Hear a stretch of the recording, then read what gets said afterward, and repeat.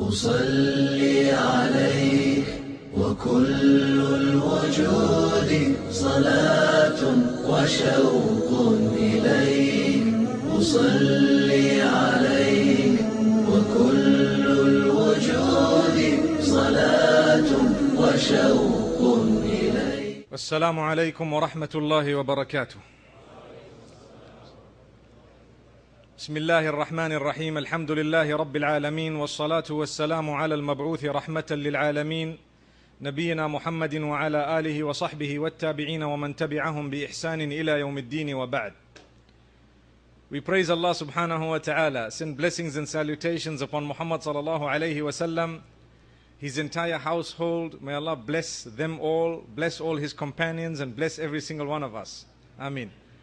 Brothers, I see a lot of smiles, and I'm really very happy to be in Trinidad today, to be in this Caribbean region, or the West Indies should I say.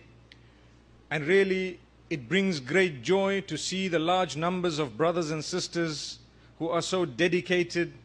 And I've definitely picked up one thing: people have very good hearts. And the message I have for you is, do not allow shaitan to put a cover on that good heart, so that those whom you live with and those around you do not realize that you actually have a good heart. May Allah subhanahu wa ta'ala bless us and purify our hearts. Brothers and sisters, we have a crisis in the Muslim ummah. The ummah is bleeding as we speak. You and I know very well that there are crises across the globe which definitely are within the region that the Muslims happen to live. So whether we're talking of Afghanistan or Iraq or Pakistan or Egypt or Syria or Yemen or Bangladesh or Burma or Somalia or Ethiopia, Eritrea, these are countries where the Muslims are, and the crises happen to be connected to the well-being of the Muslimin. In fact, so much so that if we go further afield, even to countries where we are in a minority, we find that there are certain things that are happening in the Muslim ummah that can be avoided. And it's important for us to know how best we can avoid these things. Matters where Allah subhanahu wa ta'ala has made it very clear. وَأَطِيعُوا اللَّهَ وَرَسُولَهُ وَلَا تَنَازَعُوا فَتَفْشَلُوا وَتَذْهَبَ رِيحُكُمْ وَاصْبِرُوا إِنَّ اللَّهَ مَعَ الصَّابِرِينَ.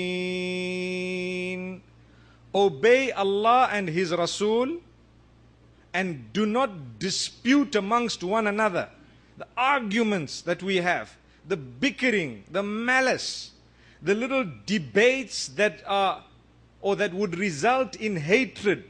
There is a very big difference between arguing, debating, bickering, being jealous, creating hatred on one hand, and educating ourselves on the other.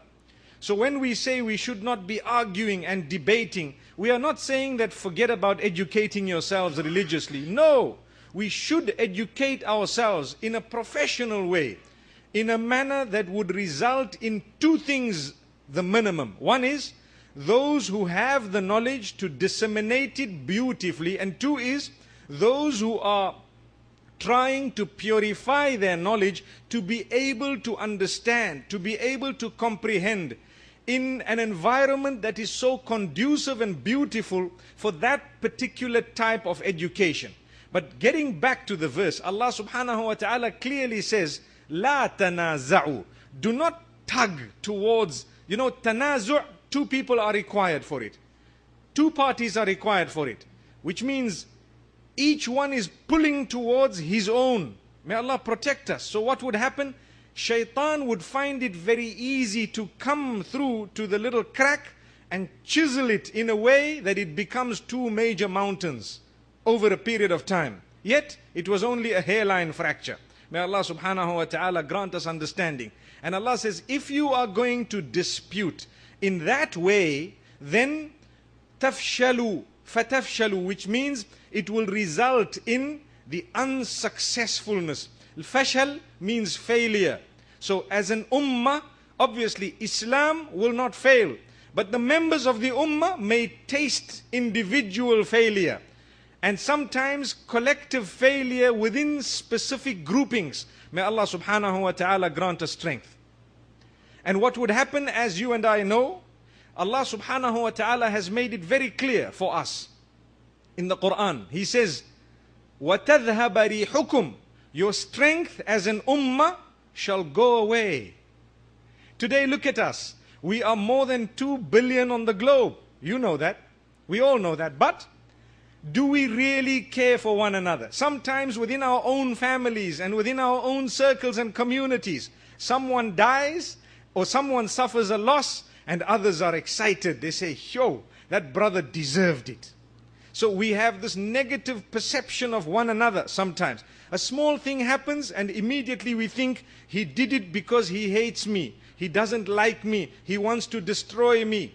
And then what happens? We start doing things. Whereas when the brother or sister initially did something, they did it innocently.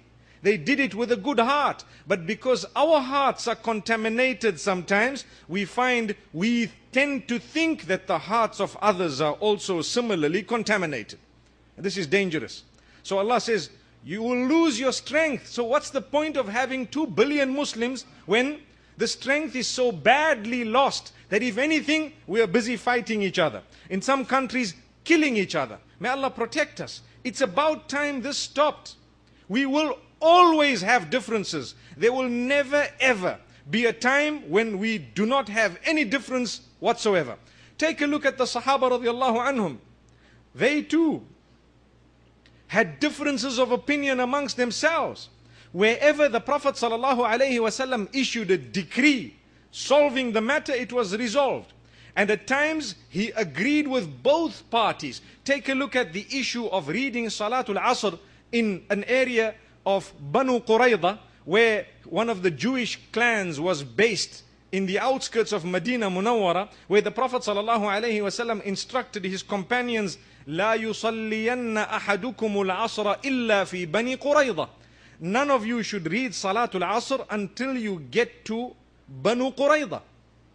So some of them understood that this merely means we should rush and we should not delay getting to that area. And others interpreted it that you are not allowed to read Asr today because it is not connected to the time for today, it's connected to the place. So you cannot read it anywhere besides that particular place. So some of them on the road, they read the Asr because the time was becoming expired. And others decided that no, we are not going to read it even if it means the time expires, because today the Asr is connected to a place and not a time. When they went to Rasulullah ﷺ later on, discussing a major issue, one of the pillars of Islam was Salah. To read or not to read. To delay or to read a little bit earlier. That was the issue. And he confirmed that both of them, or both of the groups, they arrived at their conclusion based on what they understood was the instruction of Muhammad sallallahu alaihi wasallam. And he explained that they were both correct, yet they were two opposite opinions. This is why I say, at times we will have opinions amongst ourselves. For as long as we base them on that which is proper, that which is authentic, we will tolerate one another. My brothers and sisters, sometimes you may have people who base things on that which might not be authentic. How best to explain to them, sometimes we need to think about, because in the process of trying to correct a person where he or she is going wrong in 2 or 3 matters, we then tend to create dispute in 50 other matters. It's like a person who really is wishing for something grand, and in the process, he loses what he has in his own hand. You know, there is a saying regarding how you should not destroy your own hut by looking at the bungalow of somebody else. Someone has a beautiful mansion and you are living happily in your hut, And if you keep on looking at that mansion every day, you begin to lose the appreciation of what you have in your heart. So you will not be happy here in your heart, nor will you ever get that bungalow. It reminds me of a dream that one of the brothers said he had a long, long time ago. It's obviously something to benefit from, where he says, I had a dream, and in that dream, someone was offering me some money, and I really needed the money. And he is telling me, look, you either take the 10,000 or I'm giving you nothing. And he says, I kept on telling him, no, I need 20,000. Until it was almost in my hand, and I still kept on saying, I need 20,000. And a while later, he says, something happened and my eye opened and I realized it was just a dream and I had no money in my hand. So I tried closing my eyes and saying, okay, give me the 10,000, it's fine. May Allah protect us. It does not work that way. Really, in the ummah, sometimes what we do is to try and solve one problem. The way we have chosen to address it creates another 10 problems. And this is where we are failing. My brothers and sisters, we need to know, each one of us, if we do not feel the brotherhood and the sisterhood, there is something wrong with us.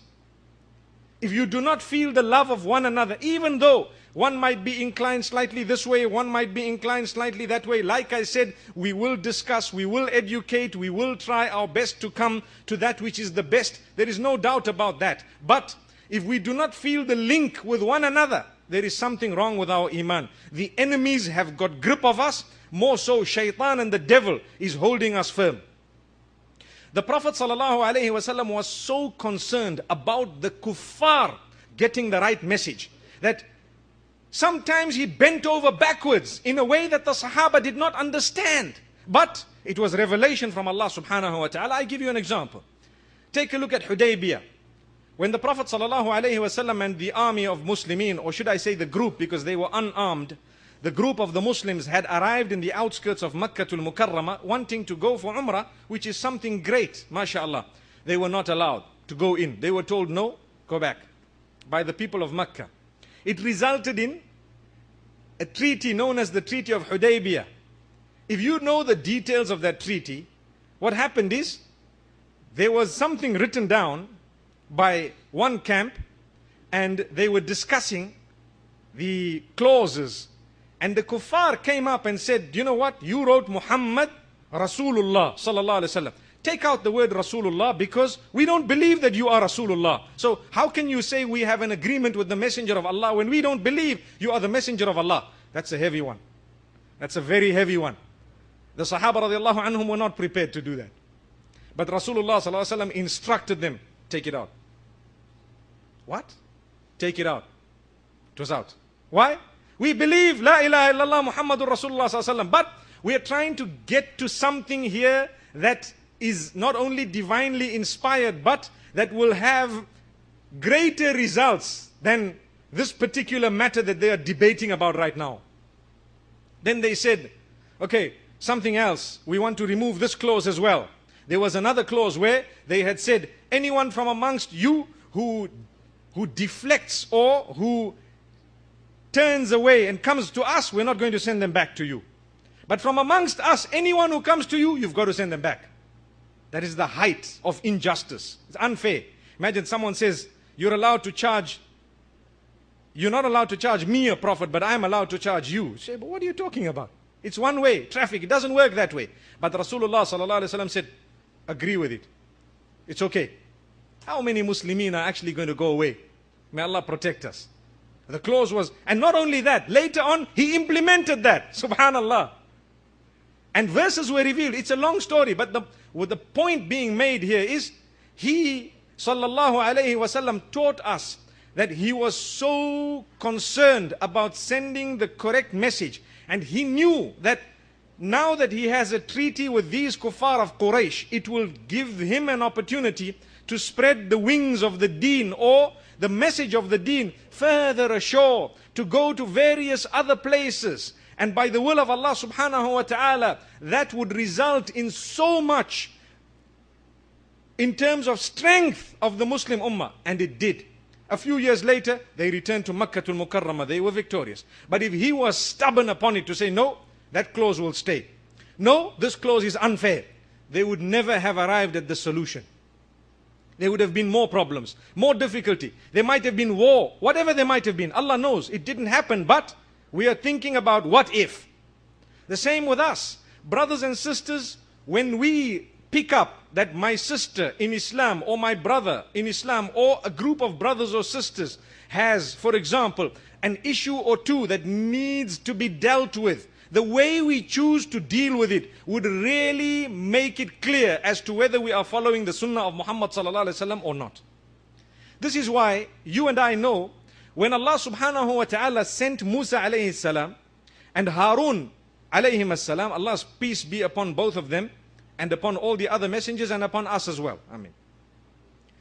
To the worst of the time, he told them, فَقُولَا لَهُ قَوْلًا لَيِّنًا لَعَلَّهُ يَتَذَكَّرُ أَوْ يَخْشَى. Go to him, to the Pharaoh, the two of you, and speak to him with soft words, so that he may remember, it may act as a reminder, and he may fear Allah, if something may come into his heart that will result in him turning. Go and speak to him with kind, soft words. Layyin means something soft, something palatable. You know, when you talk to someone, say, hey, get out, go there. They won't. But you say, my brother, you know, there is a door, there is an air condition. Once you go to the other side, it's so cool and calm. He'll walk out, mashallah. Walk out without you completing your sentence. Why? Because you sold the product. Allahu Akbar. People who are businessmen, and I'm sure most of us here, we know we are in business somehow. Brothers and sisters, we know when there is a product to be sold, we even cover the defect of the product sometimes, na'udhu billah. May Allah safeguard us. And we tell him, no, it's excellent, it's the best. And you know it's not the best. Come on. You know, it's like I found the Toyota salesman driving a Mercedes. Allahu Akbar. May Allah protect us. And he's busy selling us his product. Don't worry, I'm a customer, inshallah. May Allah grant us goodness. My brothers and sisters, so if we are ready to sell our product to earn a few dollars, to earn a little bit of money, we are ready to sell our product with beautiful words. Believe me, the deen we have is the most valuable product ever. Ever. If you can speak to people in a way that makes them want to turn to Allah subhanahu wa ta'ala, you have succeeded by the will of Allah. It's the success of Allah subhanahu wa ta'ala. But sadly with us, and sometimes even with people who may be in position of leadership, shaitan comes to all of us. Believe me, no single person can say, shaitan, not me. No one is Umar ibn Khattab radiallahu anhu here. So, shaitan comes to us and makes us think bad things about one another. No, this person is far. My brother, the Prophet ﷺ spoke with Abu Jahl, with disciplined words. Subhanallah. He addressed the kuffar of Quraysh with disciplined words. He did not speak to them with disrespectful terms. No, he didn't.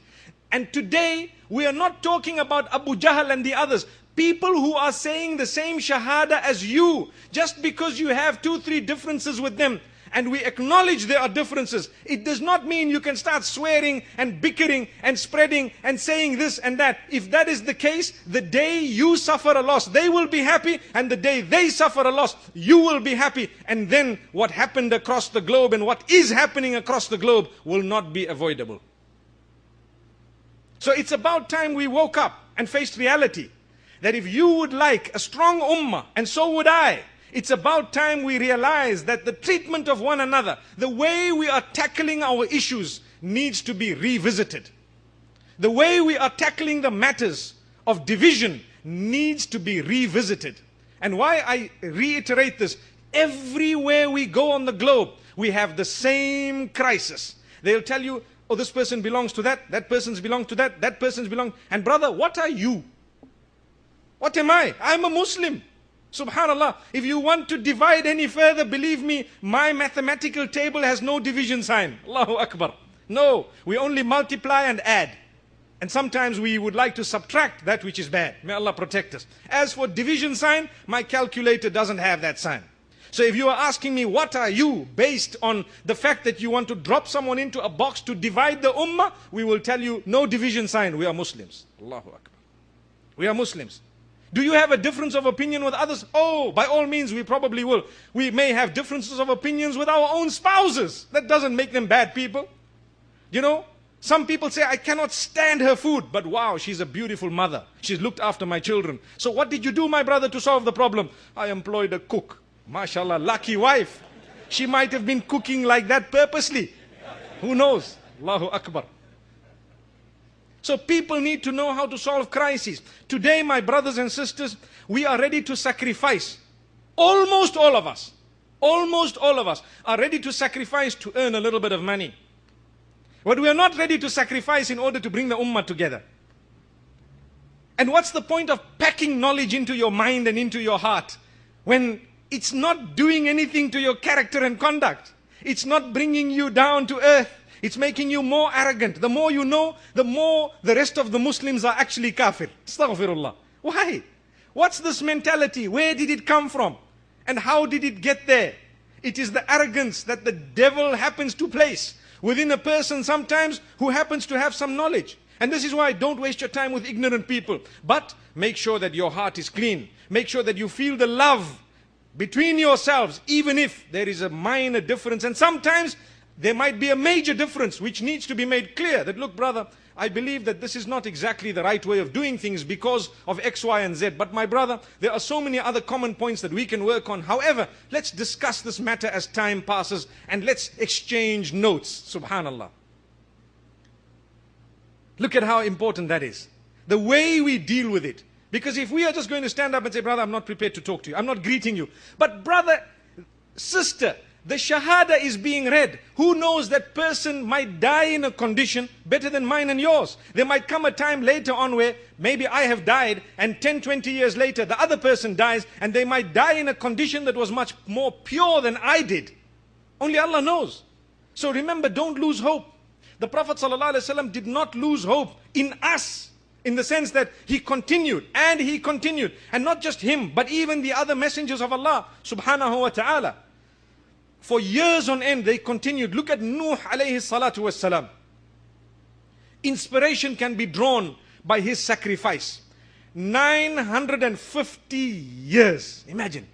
When we talk to the youngsters about it, they say the only thing they want from it is the age. Allahu Akbar. Why? The age. They want the age because, may Allah protect us, I hope it's not so that we can continue sinning. May Allah grant us goodness. If we want that age in order to obey Allah's instruction, alhamdulillah. But a lot of the times when people want lots of wealth and they want lots of years to live, it's not really for the right reasons. May Allah make us the exception. So Nuh alayhi salam, he tells his people, he says, "O my people, come to Allah, engage in istighfar. You know, turn to the one who created you." Logical, common point of call, where he is saying, worship whoever made you. You cannot debate with that statement. Worship whoever made you. Put your head on the ground and say, oh, you who made me, I worship you. Subhanallah. Nobody can debate with that. That's Islam. That is what he was calling towards. That is what we all call towards. Put your head on the ground and say, oh, you who made me, you are the greatest. Rabbi. What's the meaning of Rabbi? You, whoever made me, whoever is in control of every aspect of my existence, sustains me, nourishes me, cherishes me, grants me everything I have, is in absolute control of everything. He is known as Rabbun. So we say, Subhana Rabbi al-A'la. We are praising Allah, praising the one who made us, whoever is in control of my whole life. I put my head on the ground for you now, and I'm praising you. You are indeed the owner of all praise. That's what we are doing. No one can debate with that. So Nuh alayhi salam was telling his people, Istaghfiru Rabbakum. Seek the forgiveness of your Rabb. Rabb meaning the one who made you, the one who's in control, the one who's sustaining you, is nourishing you. You grew up through his power, subhanallah. No, do you know what?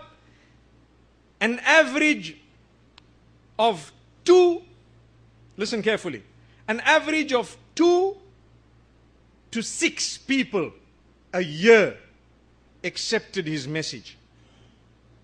So the smallest figure in the narrations is 11. That in 950 years, 11 people accepted his message. And the biggest number is 80. So it's one of the two figures. Let's take 80, for example. Less than 10 people every 100 years. Imagine what type of dedication did this man have.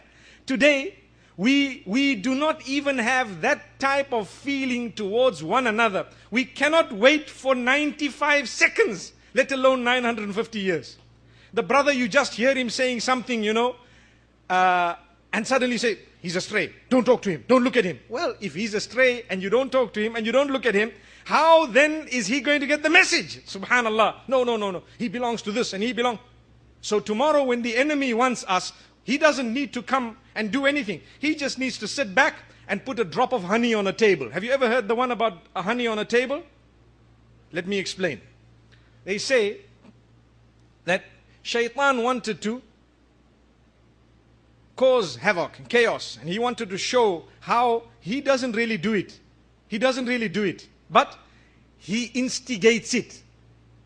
People say, subhanallah, Ramadan has just ended. People say, when the devil is tied up in Ramadan, how come we get angry? And so, well, we say that's you becoming the devil. May Allah protect us. May Allah safeguard us. We don't want that to happen. So, what he did, he just put a drop of honey on the corner of a table and he went away. Sat back and is watching. Shaitan. And so, a fly came. The fly sat on the honey. When the fly sat on the honey, a lizard came. And the lizard got hold of the fly, ate the fly. A little while later, a rat came. Call it a rat or a mouse, whatever you'd like to call it. It came in and got hold of the lizard. The lizard was eaten. A little while later, a cat came. The cat came and it ate the rat. Subhanallah, caught it and ate it. A little while later, a dog came. When the dog came, it ate the cat. A little while later, the owner of the cat came. He saw the dog and he started beating it up. Beating it up thoroughly. And a while later, the owner of the dog came. And he saw his dog being beaten up. So he started beating up. This time, not what was he beating up, but who was he beating up. It became a human being. And the two started beating each other up until one died. Murdered. And Shaitan goes away. Droplet of honey. Allahu Akbar. May Allah protect us. We have these droplets of honey in our own homes. And sometimes in our own communities where something minor and we allow it to spiral such that even the devil becomes ashamed of what we're doing. May Allah protect us. It's about time we discuss the matters. And you get wise cracks. You know what's a wise crack? A guy who sits and says, no. But you know what? He is a deviant. How can he say that we should be having a genuine feeling for those people who are astray? Well, if that's the case, then that's the problem we have in the ummah. This is what's happening across the globe. The enemy no longer needs to do anything. He just needs to drop the honey and go back. And what happens? We start fighting amongst ourselves, doing a better job than any enemy would have done had he come personally. Believe me, take a look at the globe. Look at what's happening to the ummah today. No enemy could have done a better job than we are doing on our own. Why? The hatred of the heart. That's what it is. The jealousy. The ill feeling. You got two differences, brother, you are a kafir. Finished. Out of the door. What is this? Wallahi, it's about time we woke up. Really. That is the only ingredient that is required to create a huge inferno and to burn down a lot of the goodness of the ummah. And it's happened. And we are facing a crisis because today, sadly, it has overtaken the knowledgeable as well. Where knowledgeable people who don't have experience and expertise, perhaps they haven't traveled the globe, perhaps they haven't seen, perhaps they are being instigated by little children who don't even know what is going on the globe as an ummah. People who just have a concern about their own little clique and they don't realize we have an ummah to tackle or to deal with or to protect, should I say.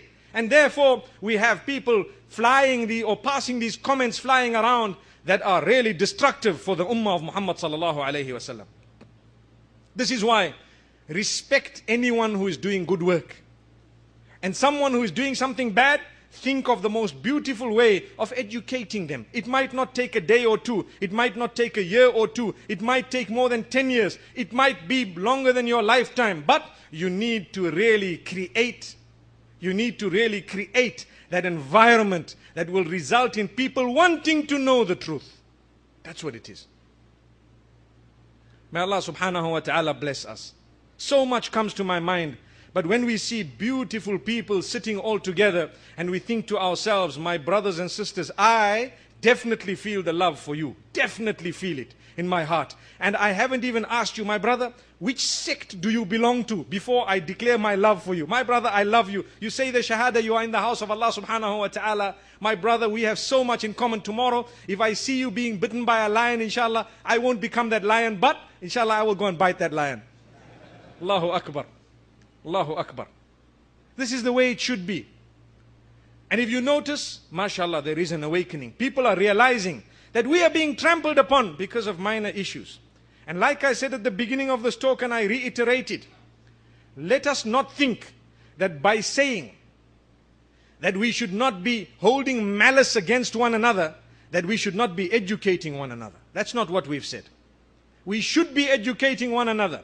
We should be discussing, we should be trying, we should be learning more. Do you know that there are Muslims who are fed up of Islam, na'udhu billah, because of the bickering that's happening amongst people who are supposed to be considered leaders? So you go here and they're talking bad about those guys. You go there, they're talking bad about these guys. So the guys in the middle say, you know what, I neither want to go here, nor do I want to go there. So they look in front of them, they see a nightclub, and that's where they are. Why? Because we are busy fighting behind the scenes. But had we respected one another, look brother, we do have a few differences. For example, maybe it might be this, and these are the reasons why they are there. But alhamdulillah, these people are doing good work, and subhanallah, let us support each other when it comes to goodness. When it comes to goodness. One day, I spoke about this, and some people misconstrued the whole talk and the whole topic.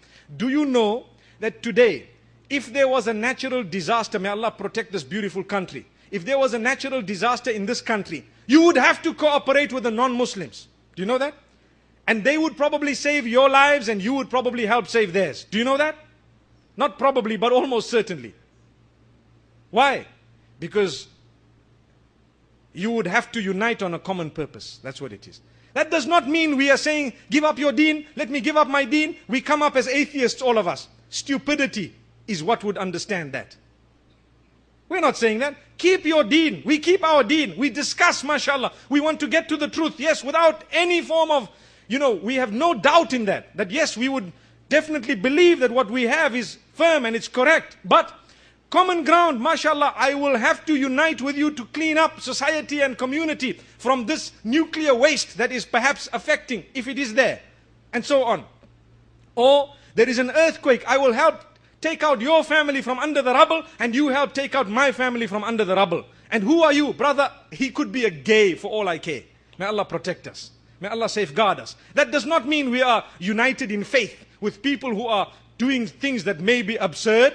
That doesn't mean we're united in faith. So the term unity does not necessarily mean you give up everything you have and I give up everything I have and we come to a common ground where, we've come up with some atheism or something silly. No, the term unity would mean wherever possible, we would need to work together. That's what it means. We would need to work together and we respect the difference that we have.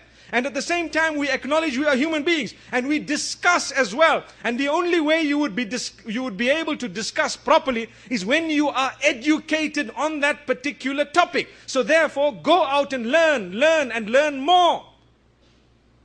And look at the other side of the coin. See why they are saying what they are saying, so that you can be in a better position to educate others. May Allah protect us. I have come across many people who've asked me questions about the deen. And they ask me questions about, I believe maybe this is unfair and that's unfair. How is it that this verse is in the Quran? And how is it that the Prophet ﷺ said this and that? And it sounds very bad and unfair. It's all due to ignorance. People have not taught each other what is right and what is wrong. And yet we have so much time to bicker and to engage in speech that is futile, that does not help the ummah. So they will know that we hate those guys. But bottom line, they say, when the Prophet ﷺ said this, I disagree with him. Astaghfirullah. Astaghfirullah. So these are the type of statements that are coming out of our young generation. If you don't know that, I am telling it to you. Why? Because we are busy doing something that is less important than educating them. So make it your business to go out and learn. Learn and learn more, subhanallah. And never ever think for a moment that you are the only person who's doing good. No, goodness has more than 1 million different avenues. You might be engaged in one. There are another 999,999 avenues that you haven't even smelt. Subhanallah. May Allah safeguard us. So this is why we believe that we will support one another in goodness. We will try our best. We will feel the love that we have with one another. That is how we can revive the ummah. That is how we can revive the strength of the ummah. And at the same time, we will discuss matters. We will educate ourselves. We will try our best to return to what brought about the initial change when Rasulullah sallallahu alaihi wasallam was sent to mankind. Subhanallah.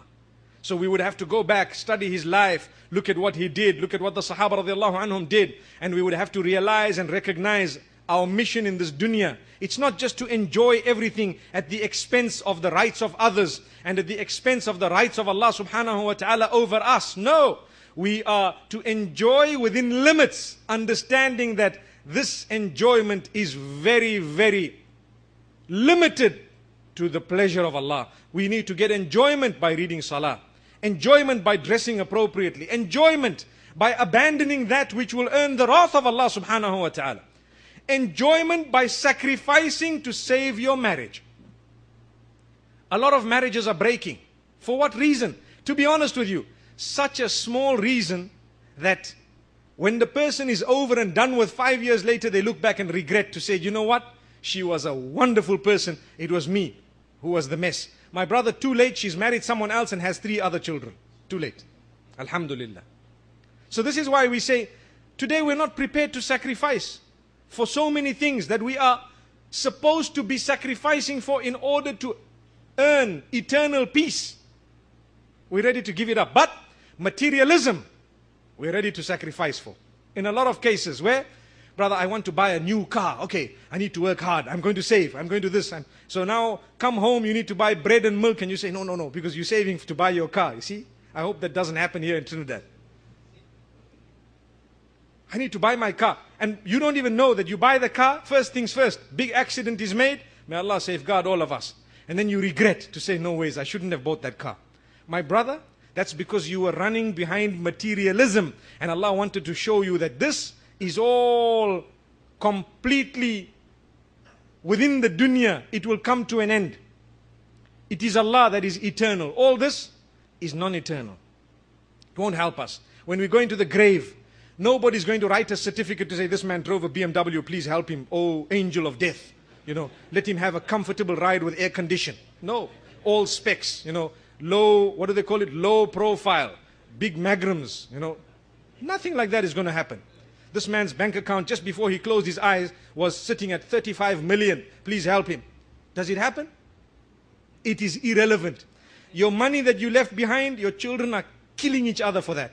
They stop talking to each other, really. The car that you left behind is got spider webs in it because everybody's fighting over it and the court case is already 2 years. And by that time, the value of it has crashed. There you are. So what will happen? It's going to go to the scrapyard. You don't realize. But we were running behind all those things. Now, we're in the grave. May Allah protect us.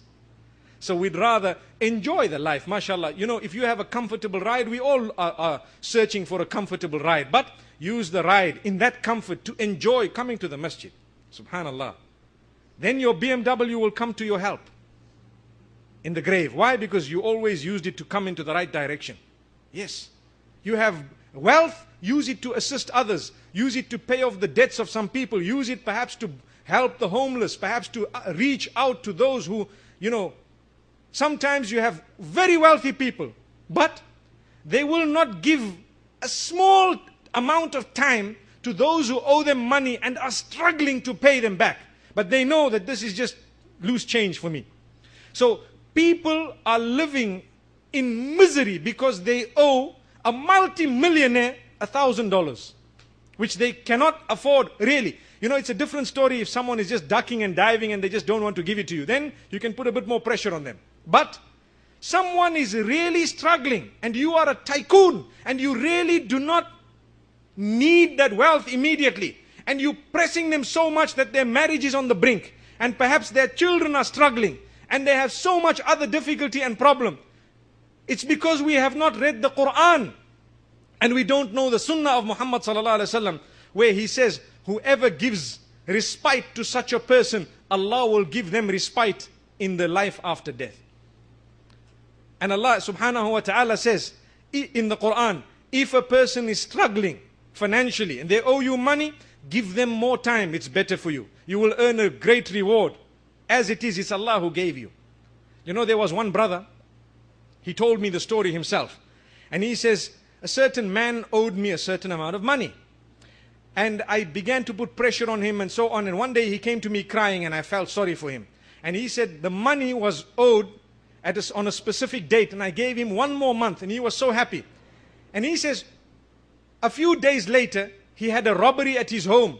And they hit his safe and they took all his money and they did so much damage. And the only money that now he had was the money that this brother came to give him 2 days later. 2 days later. And he says, I started off with it. And I thought to myself, had he paid me 2 days earlier, even that would have gone.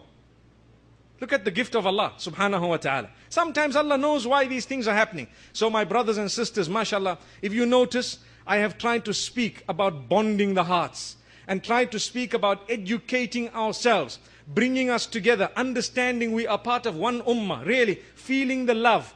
And believing that everyone has goodness in themselves. Let us enhance that goodness. Let us develop it. Let us grow it. And the evil that we might have from the devil, from the shaitan, in that case, we need to eradicate it. Work hard on eradicating your bad habits. Everyone has goodness. Never ever think that I am right off. I'm a person who's done too much bad and now, it's over. I don't need to, there's no mercy for me. As it is, I'm going to Jahannam. So no matter what is the case, I'd rather just keep on doing everything wrong because so long as I enjoy, I'll just enjoy here. Later on, I won't enjoy, it's fine. Wallahi, that type of mentality is absurd. It is absolute nonsense. Allah loves you. That's why you are listening to this today. That's why you are in the house of Allah today. If you did not have a link with your Maker, you would not be here. There is some form of a link between you and your Maker. That's why you are seated here. So develop the link. Don't waste time. Develop it. Strengthen it. When you come to the house of someone, it's only because they've invited you there or you are welcome there. So we feel welcome in the house of Allah subhanahu wa ta'ala. This is why I always tell the people who are in charge of masajid, never ever give people who come to the masjid a feeling that they are not welcome. Because brother, it's not your house. It's the house of Allah. Whatever brought them here, they came to the house of their Maker. Make them feel welcome. Greet them, smile at them. And you don't need to start saying, brother, what brought you here today? Do you have a problem, a court case or something? How come you're here? That would really be chasing people out of the masjid. We all have issues. Sometimes Allah invites a person to his house by creating an issue in his life. So it's a big invitation card to say, my house is down the road. We can help you solve your problem. Come. And what happened? That was a huge tax problem that you had with the tax department. And so, mashallah, you found the door of Allah subhanahu wa ta'ala. It was a health matter that overtook you at an age when you thought you were the strongest person. But because you were far from Allah and Allah loves you so much, He just tapped on you and said, here's the invitation. Come down the road. So we found ourselves earlier than Fajr. We are here. Why? Allah invited you. Come. And then the people in the masjid start asking you, brother, why are you here? So my brother, that shouldn't be the case. My sister, that shouldn't be the case. Whenever we are doing good work, let people feel a part of it. Even if they are not so much a part of it. Give them the feeling, brother, you are one of us. You are a part of us. That's the ummah. That's how we will progress. Then the enemy would not be able to divide us. Then the enemy would not be able to use one of us against another of us. This is why, and I'm going to end with this verse, Allah subhanahu wa ta'ala says quite clearly towards the end of Surah Al-Anfal, وَالَّذِينَ كَفَرُوا بَعْضُهُمْ أَوْلِيَاءُ بَعْضٍ إِلَّا تَفْعَلُوهُ تَكُنْ فِتْنَةٌ فِي الْأَرْضِ وَفَسَادٌ كَبِيرٌ. The kuffar are all protectors of one another. The kuffar stand up for one another. The kuffar defend one another. The kuffar are united when it comes to the defense of one another. If you are not going to operate in a similar manner, there will be great chaos and corruption on earth. What that means is, you also need to stand up for one another. You also need to unite with one another against that which is harming the ummah at large. You also need to be protectors of one another. So let us remember, when shaitan comes and make you feel that, you know what, this guy doesn't have a siwak in his pocket, so he is a deviant, then you need to know that means that is shaitan. Shaitan came to your heart and made you think this guy's kufia or topi on his head is not appropriate, so therefore he is not one of us. That is shaitan that came to you. This man, his thobe is like this or like that, or his shirt is like this or like that, therefore this. If we are going to do that, we will be dividing ourselves so much so that we will have to divide the top half of our body from the bottom half. Allah protect us. And literally I mean that, because your mind might be thinking something, your heart is thinking something else, and your hands and feet are doing a third thing altogether. So if that's the case, my brothers and sisters, let us understand we will get nowhere. We need to learn. Let's educate ourselves. Let's get back to the deen. Let's get back to what was the message of Muhammad sallallahu alaihi wasallam. He brought together by the help of Allah warring factions of Aus and Khazraj, and that was by the help of Allah subhanahu wa ta'ala.